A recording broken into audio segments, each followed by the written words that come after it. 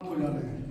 आप देख ही रहे हैं काया की शरीर इनकी बहुत विशद और विशाल नहीं है। आवाज भी उतनी हर्ष में निकलती है जितना हम लोग सुन सके। एक सुमधुर धुन की तरह धीरे से बोलते हैं। कुछ तो ऐसा है इनके अंदर जो लोगों को आकर्षित करता है। यही कारण है कि तीसरी या चौथी बार प्रधान पद को सुशोभित कर रहे हैं। यह इस बात का प्रतीक है कि जब आदमी व्यक्ति विनम्र है, नम्र है, मधुर भाषा बोलता है, तब भी वो लोकप्रिय हो सकता है। प्रधान जी ऐसे सहज और सरल हैं, कुछ भी कह दिया जाए हंस के टाल देते थे। जैसे ऑफिस में संत भाई, संजय जी भाई, हम लोग नए लोग तो काफी इज्जत करते हैं, प्रधान जी कुछ नहीं कहते हैं। हम लोग आपसी बातचीत में कुछ कह भी देते थे, हंस के टाल देते थे। प्रधान जी कितनी प्रशंसा की जाए सब कम है। आज जब प्रार्थना हो रही थी, प्रार्थना की समाप्ति के बाद प्रधानाचार्य जी ने बच्चों से बताया है कि आज हम लोग प्रधान जी अवकाश ग्रहण कर रहे हैं और उनके अवकाश ग्रहण करने के बाद की जो क्षतिपूर्ति है वो संभव नहीं है। तो यदि हमारे नेतृत्वकर्ता को, नियोक्ता को यह महसूस होता है कि हमारे कर्मचारी की क्षतिपूर्ति संभव नहीं है, तो वही उसकी सफलता का मापदंड है। प्रधान जी कितने कुशल थे, यही इनकी सफलता का मापदंड है। और प्रधान जी की जो एक और बात मुझे प्रभावित करती है व्यक्तिगत रूप से, वह संयुक्त परिवार प्रथा के प्रति इनका रुझान। आज भी इस जमाने में, आधुनिक जमाने में 3-4 पीढ़ी लेकर के चलना बहुत बड़ी बात है। जहाँ अलग अलग परिवेश की बहुएं आती हैं, उनके सबके बीच सामंजस्य स्थापित करके परिवार को आगे बढ़ाना, परिवार को इकट्ठित रहना, एकता बनाए रखना बहुत बड़ी उपलब्धि कही जाएगी प्रधान जी की।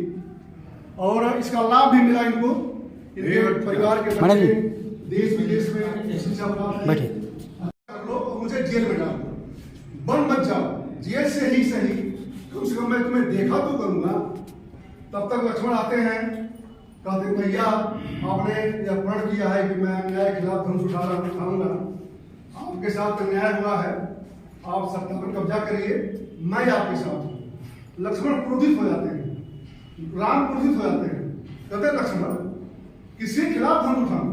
उस पिता के खिलाफ जिसने शीशा में बाल संवारते समय 2-4 बाल सफेद देखे, कहा कि नहीं, अब राम को राजगद्दी बैठाने का समय आ गया है, गुरु के पास जाकर मैं राम को राजगद्दी बैठाने जा रहा हूँ।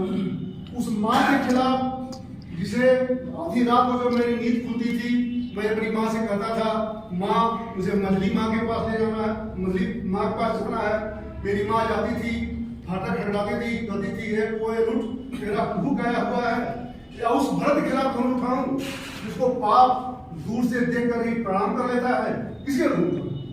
यह संबंध हुई आता है, उस संबंधों को प्रधान जी ने जिया है।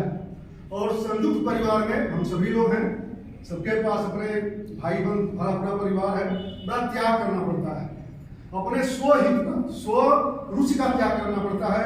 अपने बच्चे, पराये बच्चे, इसमें भेदभाव नहीं होना चाहिए, सभी बच्चे बराबर होते हैं, हम देखते हैं हमारे धार्मिक जीवन के। ये आचार पांडवों की, पांडव पुत्रों की सेना को देखो, व्यूढ़ा पुत्र चिंता, जो तुम्हारे शिष्य द्रुपद पुत्र धृष्टद्युम्न के नेतृत्व में व्यूढ़बद्ध खड़े हैं, उनको हंट कर रहा है। पिता सेनापति तो पितामह है, लेकिन वो द्रोणाचार्य को हंट कर रहा है। तुम पांडव बड़ा प्रेम करते थे ना, और तुम जानते थे कि धृष्टद्युम्न तुम्हारा वध करेगा, तभी तुमने उसको शिक्षा दी, तो हंट कर रहा है। तो यह कड़वी भाषा में जब शायद दुर्योधन इस तरह से नहीं बोला होता, तो हो सकता है परिणाम कुछ और होता या और लोग मन से लड़े होते। लेकिन यहाँ देखिए, जो चीज उसने दुर्योधन ने देखा वही अर्जुन ने भी देखा। लेकिन क्या माँ का संस्कार था? वो कहता है मम विष्णुवा मम स्वजनम कृष्ण, मुझे सभी लोग स्वजन दिखाई दे रहे हैं, किससे मैं युद्ध करूं? तो बाद में उसको बेवकूफ में रोमर्सल जाए थे, मेरे गाल सुन रहे हैं, शरीर कांप रहा है, गांडीव संस्थे हस्ताक्षर चौथ पढ़े, या गांडीव मेरे हाथ से टूट जा रहा है, यह संस्कार की बात है। और फिर अभी हम सर 6 अगस्त को